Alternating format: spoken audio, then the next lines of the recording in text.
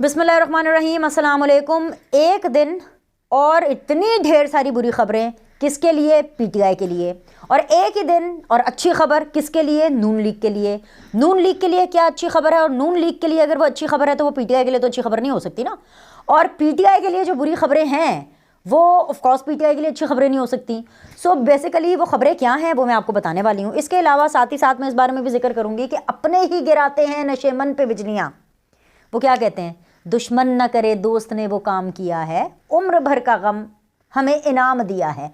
इमरान खान के दो ऐसे दोस्त जिन्होंने इमरान खान को उम्र भर का गम इनाम में दिया है, वो कौन से ऐसे दोस्त हैं और उन्होंने ये क्यों गम दिया है, इस सब की तफसीलात आपको इस वीडियो में बताने वाली है। लेकिन सबसे पहले हम आपको ये बता दें कि जी नवाज शरीफ और मरियम नवाज़ इनकी क्लियरेंस हो चुकी है, इनके डॉक्यूमेंटेशन की भी क्लियरेंस हो चुकी है। कौन से इंतखाबात के जो इन्होंने नॉमिनेशन पेपर्स दिए थे उनकी किस हवाले से क्लियरेंस हुई है? उनकी क्लियरेंस नैब ने कर दी है। अच्छा जी, अब आप ये कहेंगे कि जी नैब क्यों क्लियरेंस करा? भाईजान, जब इलेक्शंस के लिए नॉमिनेशन पेपर्स जाते हैं तो हर डिपार्टमेंट से क्लियरेंस चाहिए होती है कि भाईजान कोई केस तो नहीं है, कोई हैंकी पैंकी तो नहीं है, कोई दो नंबरियाँ तो नहीं है, FIA फलाना टमकाना, हर जगह से जो है वो क्लियरेंस होती है और यही एक स्क्रूटनी का प्रोसेस होता है।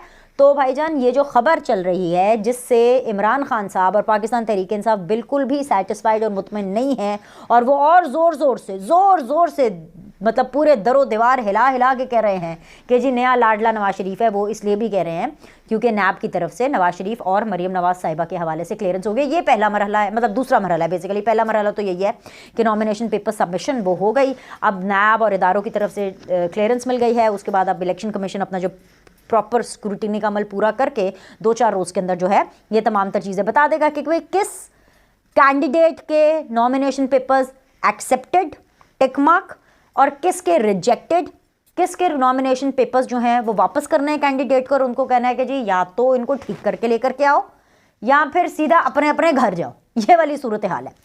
अब दूसरी तरफ जो है आज के दिन ही ये जो खबर है ये बिल्कुल भी सही हजम होने वाली नहीं है पीटीआई वालों से। वो इसलिए क्योंकि आज पीटीआई ने एक हाई कोर्ट में भी जाना है। अब क्यों जाना उन्होंने इस हाई कोर्ट में और सिर्फ इसी हाई कोर्ट में क्यों जाना है और आखिर मुद्दा क्या है वो भी मैं आपको बता देती हूँ। आज बड़ा दिन है, बड़ा दिन इन द सेंस कि it's a big day and it can be a tough day. Definitely it can be a very tough day, या ये उन दिनों में से हो सकता है जो मज़ीद मुश्किलों वाले दिनों की तरफ लेकर के जाएगा।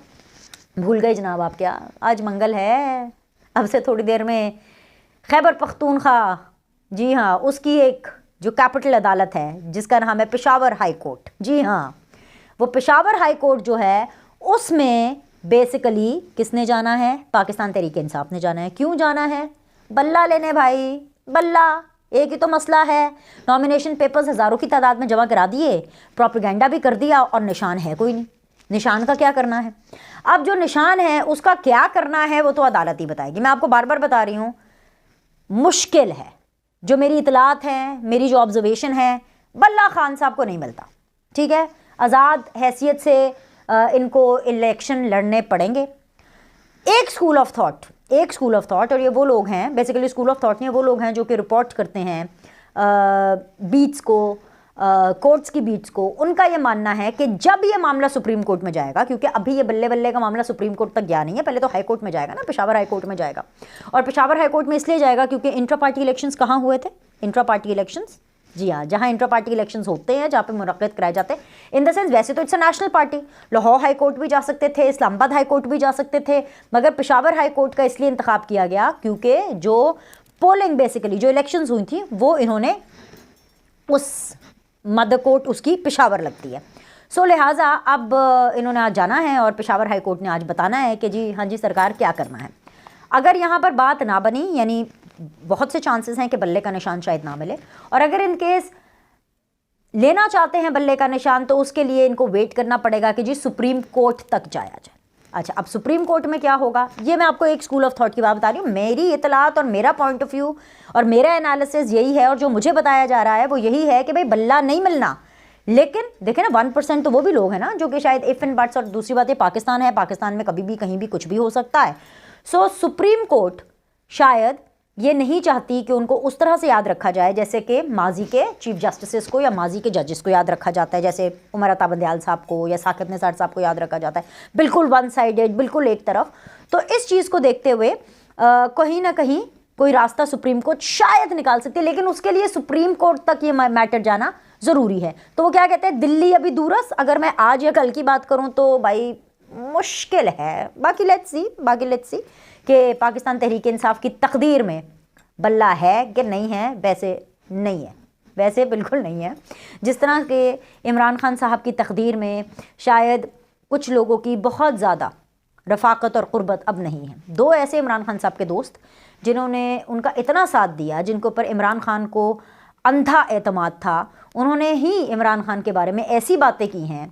मैं पता नहीं ये इमरान खान साहब की किस्मत कहूँ या इमरान खान साहब की डीलिंग कहूँ, इमरान खान साहब के कमालात कहूँ, इमरान खान साहब का मिजाज कहूँ, इमरान खान साहब की रिलेशनशिप कैपेसिटी कहूँ कि उनके अपने लोग ही उनके ख़िलाफ़ हो जाते हैं और उनके अपने लोग ही उनके ख़िलाफ़ बातें करना शुरू कर देते हैं। अब देखें ना, इसमें हमारा तो कोई कसूर नहीं है। ये जो बातें जिन दो हज़रात ने की हैं और एक ही दिन में की हैं, ये बातें जाहिर सी बात है नवाज शरीफ साहब ने तो उनको व्हाट्सएप करके नहीं बताई होंगी, या मरीम नवाज़ ने तो नहीं कहा होगा कि भाईजान आप ये बातें जो है वो इमरान खान के ख़िलाफ़ कर दी। ये बातें उन्होंने ख़ुद की, हस्बे मंशा की और हस्बे टाइमिंग की। मैं जिन दो हज़रात की बात करी उनमें एक नईम बुखारी, जो कि पाकिस्तान तहरीक इंसाफ के वकील भी रह चुके हैं, जिनका हमेशा ये मौक़िफ़ होता है कि वकील कभी नहीं हारता, क्लाइंट हारता है, मौक्किल हारता है, राइट, यू नो, ये द फेमस जुमला। ने एक तो नईम बुखारी साहब, और नईम बुखारी साहब तो खैर कभी भी नून लीग के साथ उनके अच्छे ताल्लुकात नहीं हो सकते, बिकॉज उनकी एक हिस्ट्री है, PMLN के अगेंस्ट एक सोच रखते हैं वो, एंड इट्स ओके। तो मतलब ये बात कहना इसलिए ज़रूरी था कि अगर कुछ PTI वाले ये सोच रहे होंगे ना कि जी लिफाफा शायद नईम बुखारी तक पहुंच गया है, तो भाईजान ये चांसेस नहीं है, ऐसा कुछ नहीं है। दूसरे हैं जी फेमस परवेज़ खटक साहब। पहले मैं नईम बुखारी साहब की बात कर लेती हूँ, फिर परवेज़ खटक साहब की बात। मतलब परवेज़ खटक साहब ने तो बाउंड्री से बाहर ही जा कर के बड़े बड़े छक्के लगाए हैं। उन्होंने भी एक इंटरव्यू दिया, नईम बुखारी साहब ने भी एक इंटरव्यू दिया।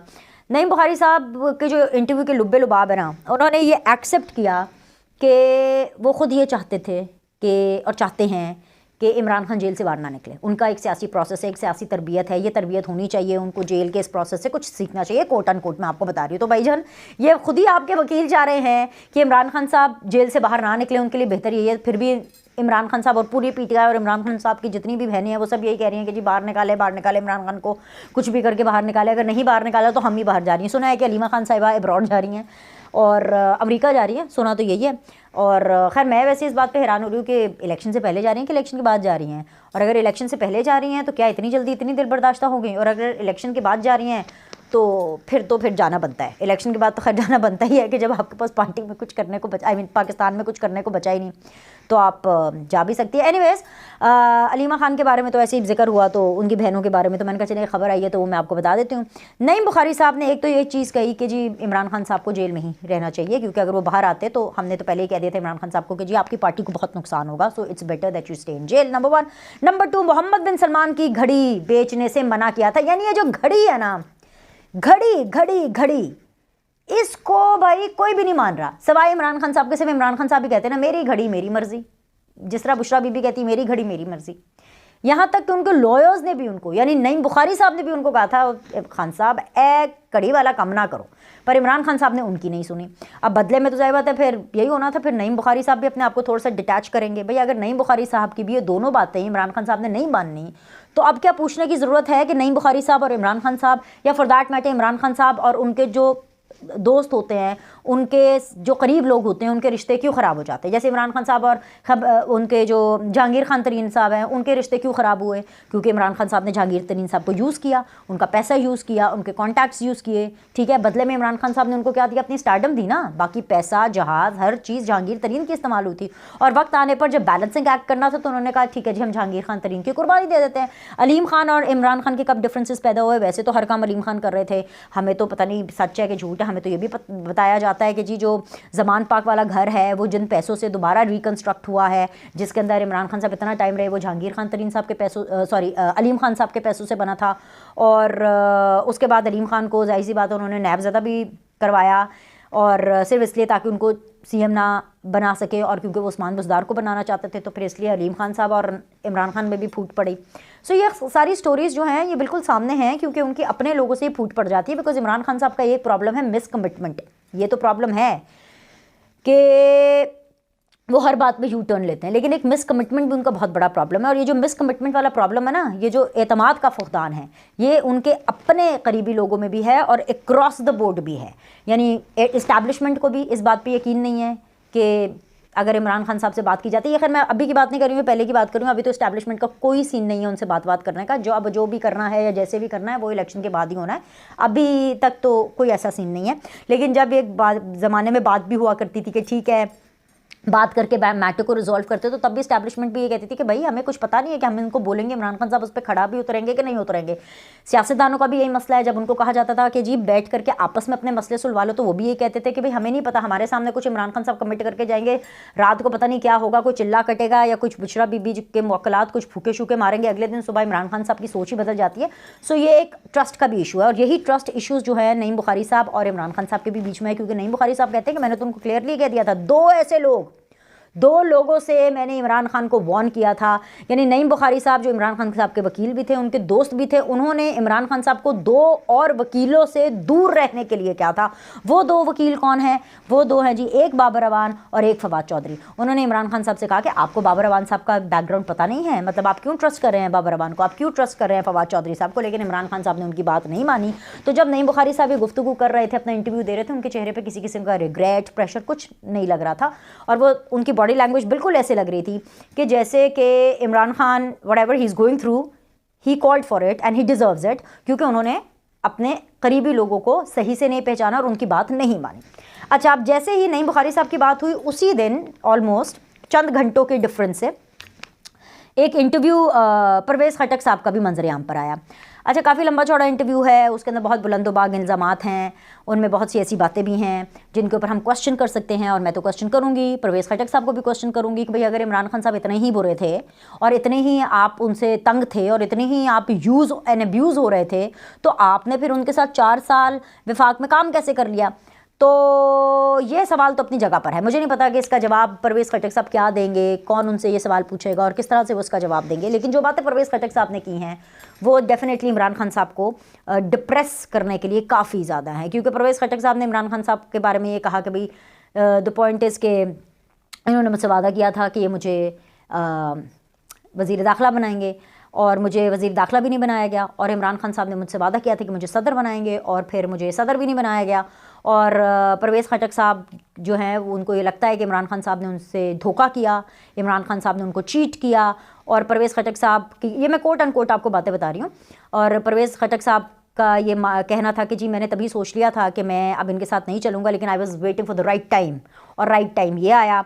और फिर उनके हवाले से एक और बयान भी चलना शुरू हो गया कि जी मुझे ऑफ़र हुई थी कि आप बल्ले का निशान ले ले, तो मैंने मना कर दिया। अब इस पर भी बहुत सवाल है कि जी आखिर परवेज़ खटक साहब को ऑफ़र किसने की थी। अच्छा, अब आप लोग सोच रहे होंगे कि जी इनको इस्टेब्लिशमेंट ने ऑफ़र की थी, फ़ौजियों ने की थी। अगर भाई फ़ौजियों ने ऑफ़र की होती तो क्या परवेज़ खटक साहब के अंदर इतना दमखम है कि वो फ़ौजियों के ऑफ़र को ठुकरा देते? क्योंकि परवेज़ खटक साहब का फ़ौजियों के साथ एक अच्छा कनेक्ट है, इस हद तक कनेक्ट है कि जनरल बाजवा और इमरान खान साहब के बीच में जो भी कॉन्वर्सेशंस होती थी वो मोस्टली आइदर परवेज़ खटक के थ्रू होती थी या आरिफ अलवी, लेकिन सबसे ज़्यादा जो कॉन्वर्सेशंस होती थी वो परवेज़ खटक साहब के थ्रू होती थी। आपको मैं एक और चीज़ बता दूं कि जब इमरान खान साहब बहुत कहा करते थे ना, मीर सादिक, मीर जाफ़र, मीर जाफ़र, मीर सादिक, फलाना टमकाना, जब इस तरह की बातें किया करते थे, और उसके बाद साथ ही साथ वो बड़े घर से बातचीत करने के लिए और उनसे इंगेजमेंट के लिए भी जो है अपनी लॉबिंग कर रहे थे, तो वो परवेज़ खटक साहब को उन्होंने 1, 2, 3, 4 बार उन्होंने ऐसा पैगाम लेकर के भेजा। तो वो परवेज़ खटक साहब ही थे जिनको आगे से जवाब मिला था बड़े घर से कि इमरान खान से पूछें कि किससे मिलना चाहते हैं, मीर सादिक से मिलना चाहते हैं, मीर जाफ़र से मिलना चाहते हैं। और यही पैगाम जो है आगे परवेज़ खटक साहब ने इमरान खान साहब को आके पहुंचाया था। सो कहने का मतलब ये है कि जब इतनी ज़्यादा कुर्बत हो और फिर वादे वफा ना हो और फिर दोस्तियां जो है वो ना निभाई जाएं और ट्रस्ट ना हो, तो ये जो पूरा सीन है वो ये बताता है कि एक अवाम और एक लीडर का ट्रस्ट होता है। ये अवाम और लीडर का ट्रस्ट तो छोड़ दें, ये तो अवाम का लीडर के ऊपर क्या ट्रस्ट होना है, ये कोई ट्रस्ट नहीं है। जब दोस्तों का दोस्तों पर, कारकुनों का अपने लीडर पर ट्रस्ट ना हो तो फिर अवाम कैसे ट्रस्ट कर ले। तो ये जो एक एतमाद का फुकदान है ये इमरान खान साहब को ले डूबा है। तो मैं ये समझती हूँ कि पिछले 24 घंटे इमरान खान साहब के ऊपर बहुत ज़्यादा भारी रहे हैं, इतने ज़्यादा भारी रहे हैं कि शायद उनके लिए जेल जाना भी इससे ज़्यादा भारी ना हो, क्योंकि जेल तो बड़े मज़े में गुजार रहे हैं।